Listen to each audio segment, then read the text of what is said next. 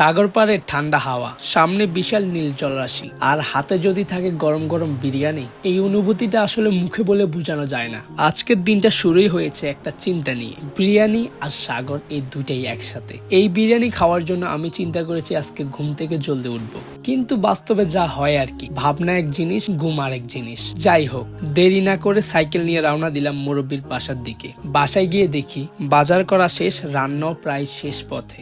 মানে আমি আর আপনি রান্নার এই পুরো প্রসেসটাই মিস করে ফেলছি। বিরিয়ানি হয়ে যাওয়ার পর সবকিছু গুছিয়ে নেওয়া হলো। এখন আপনারা দেখতে পাচ্ছেন মোর্শেদ ভাই ওনার গাড়ির সামনে বাস্কেটের মধ্যে বিরিয়ানিগুলো এমন সুন্দর করে রাখছে যেন একটা দানাও পড়ে না যায়। আমার হাতে আপনারা দেখতে পাচ্ছেন পানি আর সালাদ। আমরা অফরোড দিয়ে যাচ্ছি যেন তাড়াতাড়ি পৌঁছানো যায়, আর রাস্তার মধ্যে ফাইজলামি তো চলতেই থাকে। এটাই তো আসল আনন্দ। যেখানে আমাদের আগে থাকার কথা সেখানে দেখি মোর্শেদ ভাই আমাদের পিছনে। দূর থেকে চিৎকার করে জিজ্ঞাসা করলাম, ভাই সমস্যা কি? পরে বুঝলাম বিরিয়ানিটা ঠিকভাবে বাস্কেটে বসেনি। স্কুটি থামিয়ে রশি দিয়ে ভালোভাবে বেঁধে নিলাম। এখন নিশ্চিত।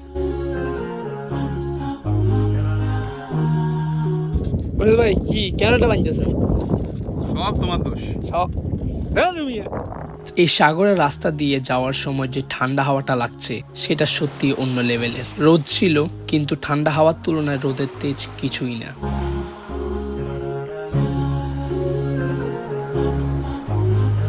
ওই যে সামনে দেখতে পাচ্ছেন, ওখানে বসেই আজ বিরিয়ানি খাওয়া হবে।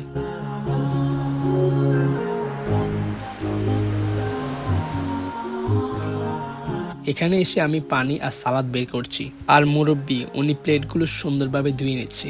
বাই দ্য ওয়ে, মুরব্বি বলতে ওই মুরব্বি না, আমি জাস্ট মস্কারি করে ওনাকে মুরব্বি ডাকি আর কি। গরম গরম বিরিয়ানি দেখে মুরব্বির অবস্থা এমন, যদিও উনি রান্না করেছে তবুও ধৈর্য ধরে রাখা কঠিন। এই ঠান্ডা আবহাওয়ায় গরম গরম বিরিয়ানির ধোঁয়া উঠতেছে, আর সহ্য হয় না। দুজনেই শুরু করে দিল বিরিয়ানি আর সালাদ দিয়ে। তো আজকের মেনু খুবই সিম্পল, বিরিয়ানি, সালাদ আর লেবু, কিন্তু আনন্দ পুরা প্যাকেজ। ক্ষুধা তো খুব জোরে লাগছে, কিন্তু ভিডিও করতে গিয়ে সবার শেষে খেতে বসলাম। যাই হোক, এখন ট্রাই করা যাক।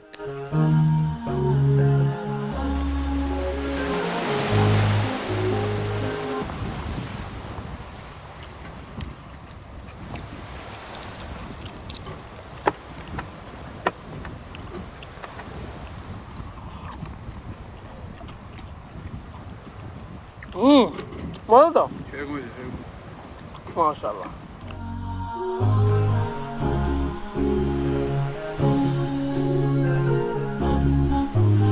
খাওয়া শেষ করে সমুদ্র পাড়ে গেলাম হাত ধোয়ার জন্য।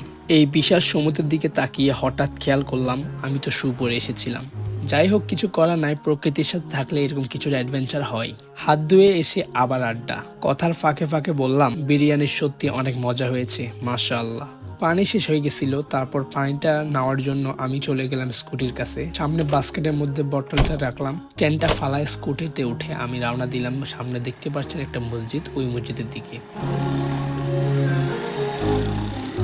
এখন আমরা তিনজন চুপচাপ বসে এই প্রকৃতিটাকেই উপভোগ করছি। হাওয়া, সাগর, নীরবতা, সবকিছু মিলিয়ে এক অদ্ভুত শান্তি। আসলে জীবনে কিছু মুহূর্ত আসে যেগুলা দেখলে মনে হয় আল্লাহ সৃষ্টি কত সুন্দর, এই দুনিয়াটা, এই প্রকৃতি, সবকিছু কত নিখুঁত। আজকের ভিডিওটা এখানেই শেষ। আমাদের দিনটা আলহামদুলিল্লাহ অনেক ভালো কেটেছে। আপনাদের এই ভিডিওটা কেমন লেগেছে অবশ্যই কমেন্ট বক্সে জানাবেন। এমন আরো অজানা সুন্দর মুহূর্ত দেখার জন্য চ্যানেলটিকে সাবস্ক্রাইব করতে পারেন। আল্লাহ হাফেজ।